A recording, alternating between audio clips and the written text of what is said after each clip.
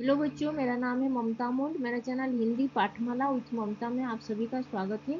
आज हम अंकुर हिंदी पाठमाला कक्षा 5 का चैप्टर नंबर 9 अध्याय 9 का पेज नंबर 62, 63, 64 वो चैप्टर 9 है धैर्य की परीक्षा। धैर्य की परीक्षा चैप्टर 9 धैर्य की परीक्षा का आज पाठ्य रूपांतर करेंगे। अगर कोई चैनल को सब्सक्राइब नहीं किए है तो चैनल को सब्सक्राइब कर देना। तो चलो स्टार्ट करते हैं। अंकुर हिंदी पाठमाला कक्षा 5 का चैप्टर नंबर 9 धैर्य की परीक्षा, पेज नंबर 63 का धैर्य की परीक्षा का पाठ्य रूपांतर करेंगे। समय अपनी गति से निरंतर आगे बढ़ता रहा। समय समय मतलब टाइम। टाइम चलता रहा, निरंतर मतलब चलता जा रहा है, आगे बढ़ता रहा, निरंतर। Time time waits for nobody. So समय कभी भी किसका वेट नहीं करता है, तो समय आगे बढ़ता रहा। सत्य प्रकाश अब वृद्ध हो चले थे। सत्य प्रकाश जो मोहन के डैडी अभी वृद्ध हो गए। वृद्ध मतलब बूढ़े, ओल्ड। मोहन पढ़ लिख कर इंजीनियर बन गया था। मोहन जो लड़का जो कोवा कोवा जो बोल रहा पहले बोल रहा था, जब 2.5 वर्ष के 2.5 years में, अभी वो इंजीनियर बन गया था। वह नौकरी भी करने लगा था। वो नौकरी भी, सर्विस की जॉब भी कर रहा था, इंजीनियरिंग जॉब। सत्यप्रकाश को पढ़ने का बहुत शौक था।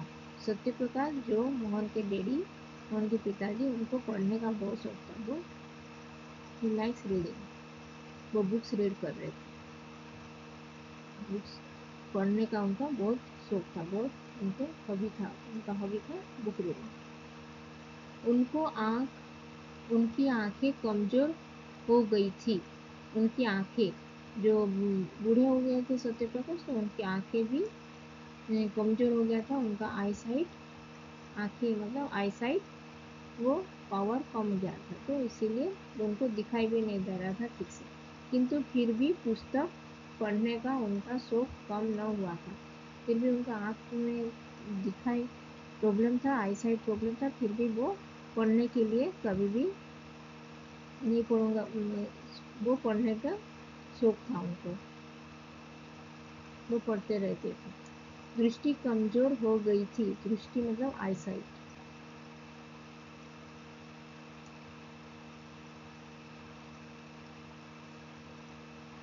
दृष्टि मतलब आई साइट।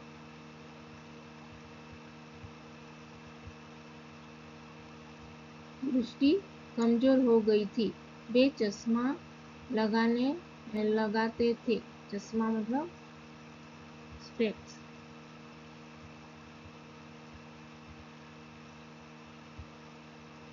एक दिन उनके चश्मे का शीशा टूट गया। शीशा मतलब ग्लास।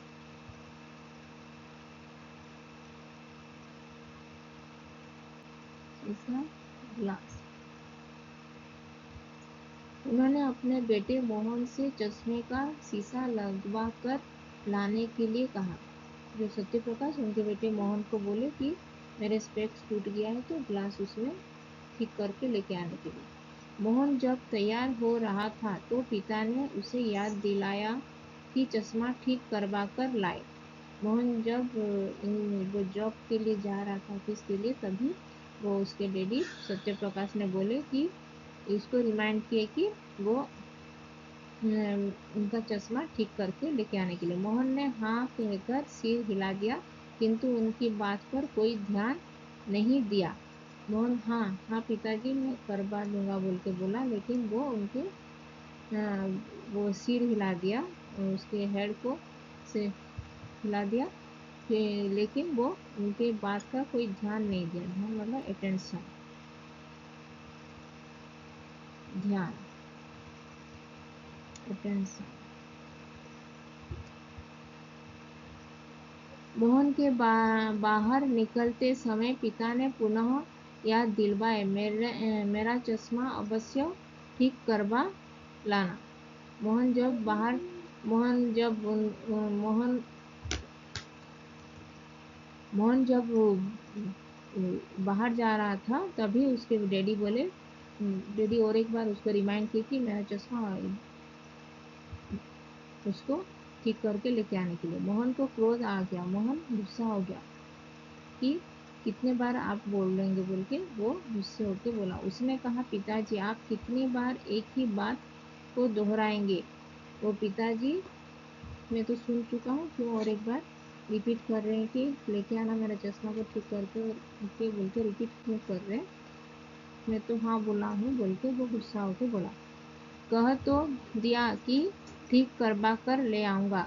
वो बोला कि मैं तो बोला हूँ कि ठीक करवा के लेके आ जाऊँगा, फिर क्यों आप इतना बार रिपीट कर रहे हैं बोल के बोला। शब्दार्थ, वृद्ध मतलब बूढ़ा, ओल्ड। दृष्टि मतलब नजर, आई साइट।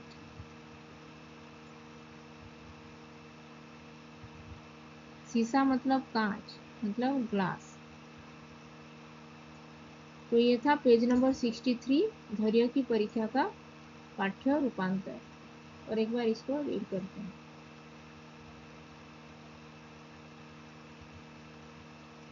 समय अपनी गति से निरंतर आगे बढ़ता रहा। सत्यप्रकाश अब वृद्ध हो चले थे। मोहन पढ़ लिख कर इंजीनियर बन गया था। वह किस नौकरी भी करने लगा था। सत्यप्रकाश को पढ़ने का बहुत शौक था। उनको आंखें कमजोर हो गई थी, किंतु फिर भी पुस्तक पढ़ने का उनका शौक कम न हुआ था। दृष्टि कमजोर हो गई थी। वे चश्मा लगाते थे। एक दिन उनके चश्मे का शीशा टूट गया। उन्होंने अपने बेटे मोहन से चश्मे का शीशा लगवाकर लाने के लिए कहा। मोहन जब तैयार हो रहा था तो पिता ने उसे याद दिलाया कि चश्मा ठीक करवा कर लाए। मोहन ने हाँ कहकर सिर हिला दिया, किंतु उसकी बात पर कोई ध्यान नहीं दिया। मोहन के बाहर निकलते समय पिता ने पुनः याद दिलवाया, मेरा चश्मा अवश्य ठीक करवा लाना। मोहन को क्रोध आ गया। उसने कहा, पिताजी आप कितनी बार एक ही बात को दोहराएंगे।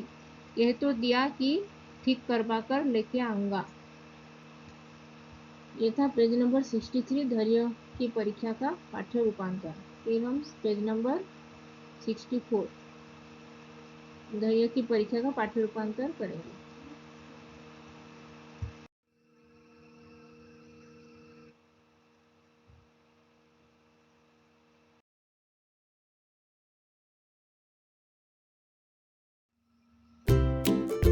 If you have not subscribed my YouTube channel, then please subscribe my YouTube channel.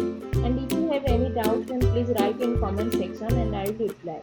Keep learning, keep watching, and please subscribe my YouTube channel.